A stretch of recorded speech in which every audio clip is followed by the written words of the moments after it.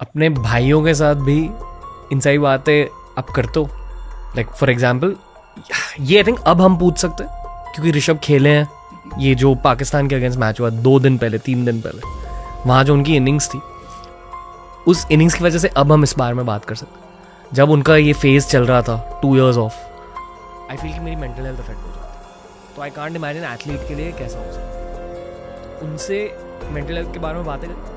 या I would also ask you about Rinku, क्योंकि ये दोनों ना एकदम पॉजिटिव ब्रोज है, इसलिए पता चल रहा है कि आप तीनों का भाईचारा क्यों है। बट भाइयों के बीच मेंटल हेल्थ की बातें होती हैं। इन दोनों के केसेस बता। हाँ, मैं इन दोनों के केसेस से बताता हूँ।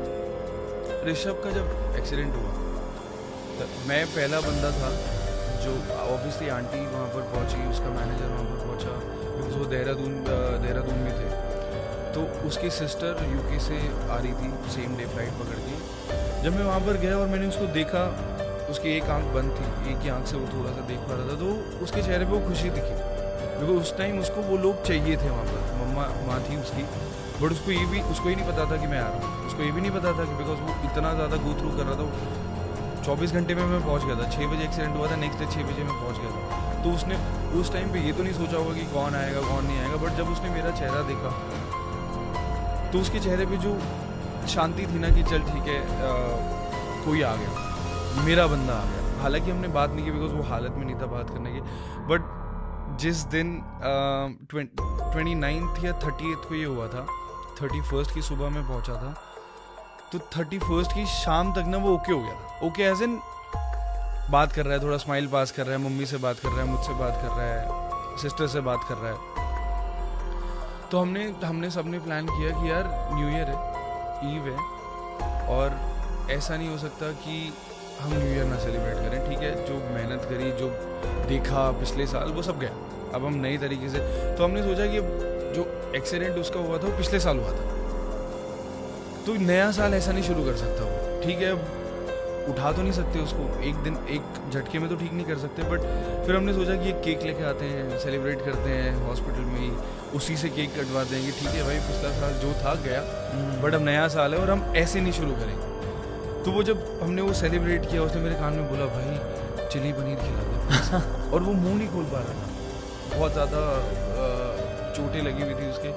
मैंने क्या खाएगा कैसे, कह रहा लेके आ तो मैं खा लूँ। टिश्यू से पूछ के उसको दे रहे थे। तो जब वो 2-3 दिन बाद वो ठीक हुआ, तो मैंने उससे ना पुरानी बातें करनी शुरू करी, क्योंकि डायरेक्ट में ये बातें नहीं कर सकता था कि भाई कैसा लग रहा है, क्यों लग रहा है, नहीं, मेरे को नहीं करनी थी। मेरा कंसर्न सिर्फ एक था कि उसको हेड इंजरी ना हुई हो और वो पुरानी चीज़ें ना भूला हो। तो मैंने उससे बहुत बातें करी, मतलब पुरानी, जो सिर्फ उसको और मेरे को पता है, प्राइवेट रहना हाँ चाहिए। हाँ ज़रूर। तो वो टाइम मैंने उससे पूछा, उसको सब याद था। तो मेरा कंसर्न उस टाइम ये था, ठीक है अभी शरीर पे जो चोट लगी है, जो इंजरीज हुई हैं वो हुई हैं, बट यहाँ से वो ठीक है। समझ रहे हो अब मैं कहाँ से आया हूँ, जो मैंने अपने साथ किया कि भाई यहाँ से सही रहना बहुत ज़रूरी है।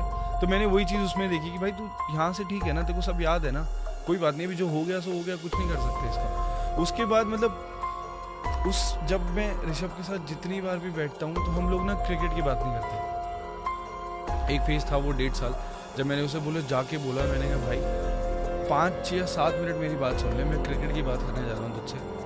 वो कह रहा है यार क्या करेगा, छोड़ना। मैंने कहा नहीं, मैंने आज तक 10-12 साल में कभी नहीं बोला ना तेरे को, आज सुन ले। कोई मेरे को तेरे सामने वो निकालना है, क्योंकि मैं कहीं और नहीं निकालना चाहता। कोई और मुझे गलत लेगा, तू गलत नहीं लेगा। तो मैंने उसके सामने वो निकाला, उसने एक वर्ड बोला, ख़त्म हो गई तेरी बात। मैंने कहा हाँ खत्म हो, चला। उसके बाद हमने बात ही नहीं करी, हम कभी भी बात नहीं करते क्रिकेट की। और एक फेज़ मेरी लाइफ में ऐसा था, जब श्रीलंका टूर पे मेरा नाम आया था, वो बहुत गंदी सीरीज़ गई। उसके बाद एक ही बंदा था क्रिकेट पूरे सर्कल से जिसका कॉल आया था, 12 या 18 मिनट कुछ तो बात हुई थी। वो 18 मिनट की कॉल ना मेरे को दोबारा ज़िंदा कर दी। एक होता है ना जहाँ पर आप पहुँचना चाहते हो वहाँ पहुँचते हो, और आप जब फेल होते हो तो वो फीलिंग ना बहुत अलग है। वो कोई भी नहीं चाहता, पहुँचना सब चाहते हैं, फेल होना कोई नहीं चाहता। तो मैं भी उनमें से। तो जब मैं वहाँ जाके मेरे को लगा कि नहीं यार, ये मतलब ये मैंने कभी नहीं सोचा था, इससे बेटर मैंने अपने आप को बोला, इससे बेटर मैं पहुँचता ही नहीं उस स्टेज पे। ठीक है, जैसे भी जो भी रहा, बट जब उसने वो 12 या 18 मिनट की मुझे कॉल करी, वो 18 मिनट सिर्फ उसने मुझे ये बताया, ठीक है भाई तेरा बचपन से जब तूने पहली बार बैट उठाया था, तो ये जर्सी जो आपने पहनी हुई है, ये मेरा ड्रीम था पहनना। ये मैं कर चुका हूँ।